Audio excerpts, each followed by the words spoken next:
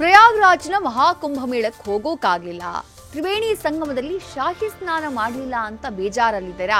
ಹಾಗಾದ್ರೆ ಆ ಚಿಂತೆ ಬಿಟ್ಟುಬಿಡಿ. ತ್ರಿವೇಣಿ ಸಂಗಮದ ಜಲದಲ್ಲಿ ಶಾಹಿ ಸ್ನಾನವನ್ನ ಮಾಡಿ. ಅದು ಹೇಗೆ ಅನ್ನುವಂತಹ ಪ್ರಶ್ನೆಗೆ ಉತ್ತರ ಇಲ್ಲಿದೆ ನೋಡಿ.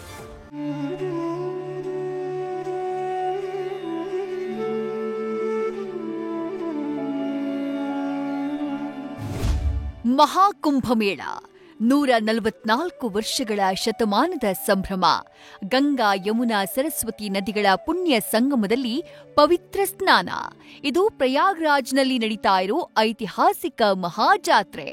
ಆದ್ರೀಗ ಬೆಂಗಳೂರಲ್ಲೂ ಮಹಾಕುಂಭದ ಉತ್ಸವ ಆಯೋಜನೆಯಾಗಿದೆ.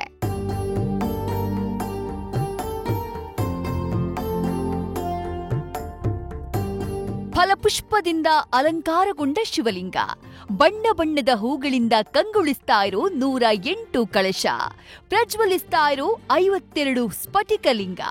ಈ ಪವಿತ್ರ ಸಾನ್ನಿಧ್ಯಕ್ಕೆ ಬೆಂಗಳೂರಿನ ಬಸವನಗುಡಿ ನ್ಯಾಷನಲ್ ಕಾಲೇಜು ಮೈದಾನ ಸಾಕ್ಷಿಯಾಗಿದೆ.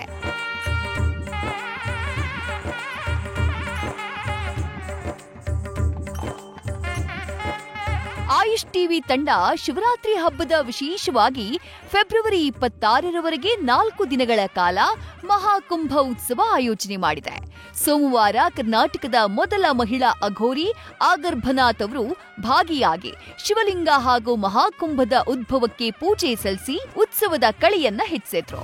ಎಷ್ಟೋ ಕೋಟ್ಯಾಂತರ ಜನ ವಯಸ್ಸಾದವರು, ಮಕ್ಕಳು, ಹಣಕಾಸು ತೊಂದರೆ ಇರೋರು ಅಂಥವರೆಲ್ಲ ಅಲ್ಲಿ ಹೋಗೋಕ್ಕಾಗಿರಲ್ಲ. ಅಂಥವ್ರಿಗೆಲ್ಲ ಇಲ್ಲಿ ಒಂದು ಅವಕಾಶ ಇರುತ್ತೆ ಮಹಾಕುಂಭ ಮೇಳದ ಜಲವನ್ನು ಪ್ರೋಕ್ಷಣೆ ಮಾಡಿಸ್ಕೊಳ್ಳೋದಕ್ಕೆ. ಹಾಗಾಗಿ ಎಲ್ಲರೂ ಇನ್ನೂ 2 ದಿನ ಬಾಕಿ ಇದೆ. ಶಿವರಾತ್ರಿಯ ಇಡೀ ರಾತ್ರಿ ಜಾಗರಣೆ ಇರುತ್ತೆ, ಹಲವಾರು ಸಾಂಸ್ಕೃತಿಕ ಕಾರ್ಯಕ್ರಮಗಳಿರುತ್ತೆ. ತಾವೆಲ್ಲರೂ ಬಂದು ಈ ಒಂದು ಕಾರ್ಯಕ್ರಮನ ಯಶಸ್ವಿ ಮಾಡಬೇಕು ಅಂತ ಹೇಳ್ತೀವಿ.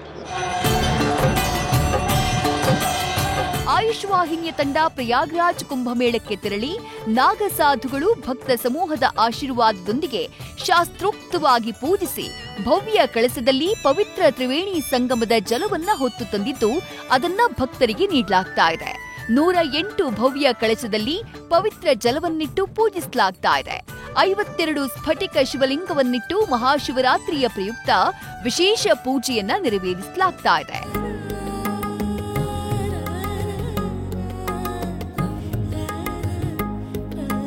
ಫೆಬ್ರವರಿ 26ನೇ ತಾರೀಕಿನವರೆಗೂ ಈ ಮಹಾಕುಂಭ ಉತ್ಸವ ನಡೆಯಲಿದ್ದು ಆ ದಿನ ರಾತ್ರಿ ಇಡೀ ಶಿವಾರಾಧನೆ ಕೂಡ ನಡೆಯಲಿದೆ. ಮಹಾಕುಂಭ ಮೇಳದಲ್ಲಿ ಭಾಗಿಯಾಗುವುದಕ್ಕೆ ಆಗ್ಲಿಲ್ಲ ಅಂತ ನಿರಾಸೆಗೊಂಡವರು ಖಂಡಿತವಾಗಿಯೂ ಈ ಮಹಾಕುಂಭ ಉತ್ಸವದಲ್ಲಿ ಭಾಗಿಯಾಗಬಹುದು. Bharat Krishnappa, news first, Bengaluru. News first ನಿರ್ಭೀತಿಯಿಂದ ನಿಮ್ಮ ಪರವಾಗಿ.